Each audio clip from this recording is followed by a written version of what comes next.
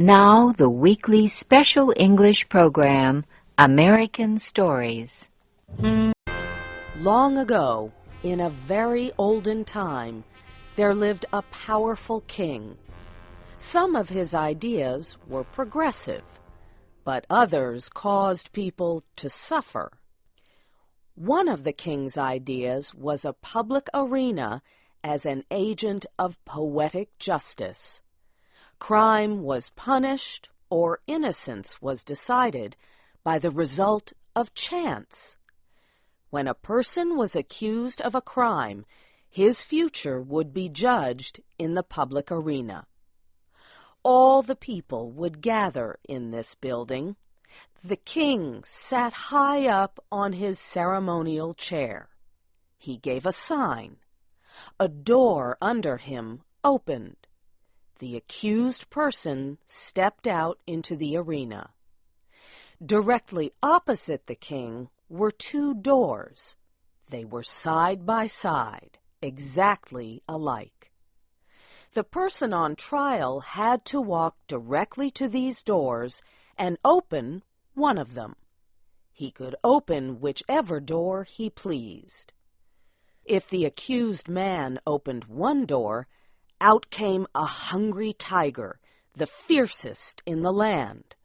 The tiger immediately jumped on him and tore him to pieces as punishment for his guilt. The case of the suspect was thus decided. Iron bells rang sadly. Great cries went up from the paid mourners, and the people, with heads hanging low and sad hearts, slowly made their way home. They mourned greatly that one so young and fair, or so old and respected, should have died this way. But if the accused opened the other door, there came forth from it a woman, chosen especially for the person. To this lady he was immediately married in honor of his innocence. It was not a problem that he might already have a wife and family, or that he might have chosen to marry another woman. The king permitted nothing to interfere with his great method of punishment and reward. Another door opened under the king, and a clergyman, singers, dancers, and musicians joined the man and the lady. The marriage ceremony was quickly completed. Then the bells made cheerful noises. The people shouted happily, and the innocent man led the new wife to his home, following children who threw flowers on their path. This was the king's method of carrying out justice. Its fairness appeared perfect. The accused person could not know which door was hiding the lady. He opened either as he pleased, without knowing whether, in the next minute, he was to be killed or married. Sometimes the fierce animal came out of one door, sometimes it came out of the other. This method was a popular one. When the people gathered together on one of the great trial days, they never knew whether they would see a bloody killing or a happy ending. So everyone was always interested. And the thinking part of the community would bring no charge of unfairness against this plan. Did not the accused person have the whole matter in his own hands?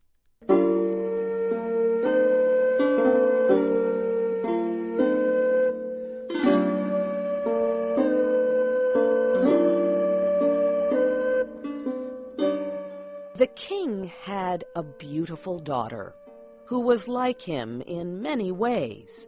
He loved her above all humanity.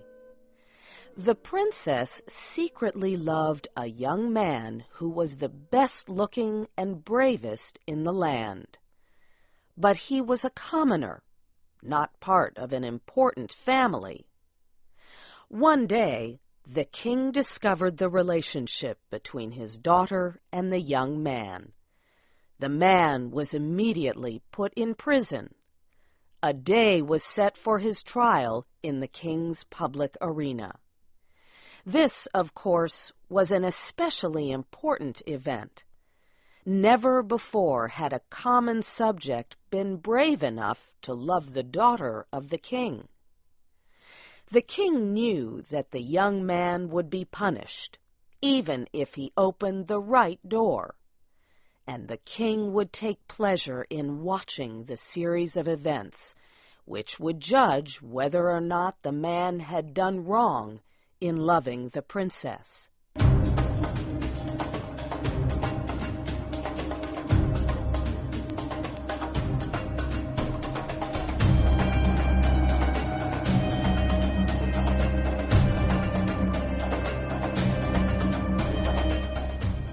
The day of the trial arrived. From far and near the people gathered in the arena and outside its walls. The king and his advisers were in their places opposite the two doors. All was ready. The sign was given. The door under the king opened, and the lover of the princess entered the arena. Tall, beautiful, and fair, his appearance was met with a sound of approval and tension. Half the people had not known so perfect a young man lived among them. No wonder the princess loved him. What a terrible thing for him to be there. As the young man entered the public arena, he turned to bend to the king. But he did not at all think of the great ruler. The young man's eyes instead were fixed on the princess, who sat to the right of her father. From the day it was decided that the sentence of her lover should be decided in the arena, she had thought of nothing but this event. The princess had more power, influence, and force of character than anyone who had ever before been interested in such a case. She had done what no other person had done. She had possessed herself of the secret of the doors. She knew behind which door stood the tiger, and behind which waited the lady. Gold and the power of a woman's will had brought the secret to the princess. She also knew who the lady was. The lady was one of the loveliest in the kingdom. Now and then the princess had seen her looking at and talking to the young man. The princess hated the woman behind that silent door. She hated her with all the intensity of the blood passed to her through long lines of cruel ancestors. Her lover turned to look at the princess.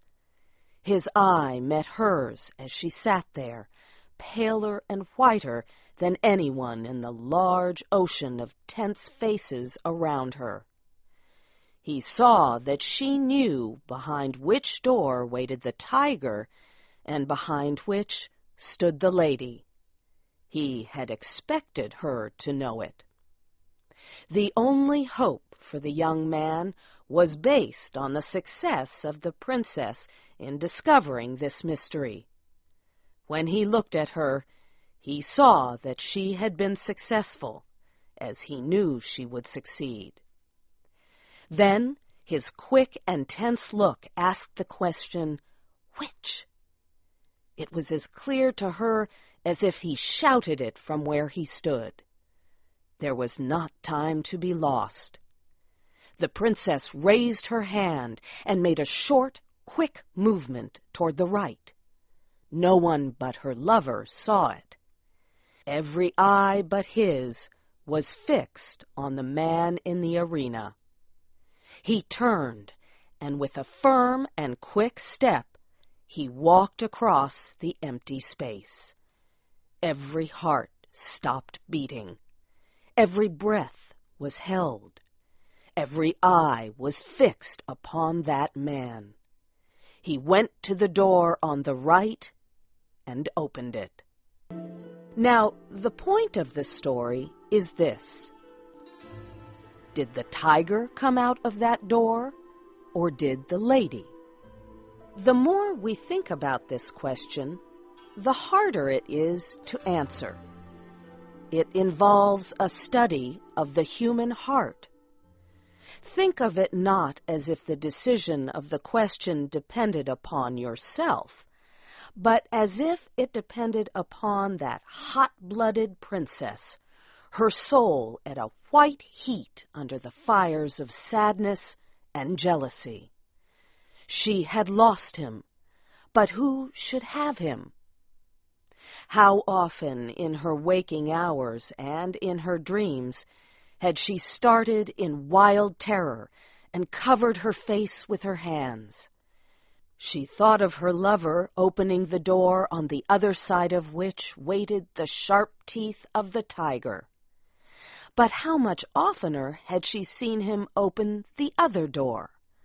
How she had ground her teeth and torn her hair when she had seen his happy face as he opened the door of the lady. How her soul had burned in pain when she had seen him run to meet that woman with her look of victory.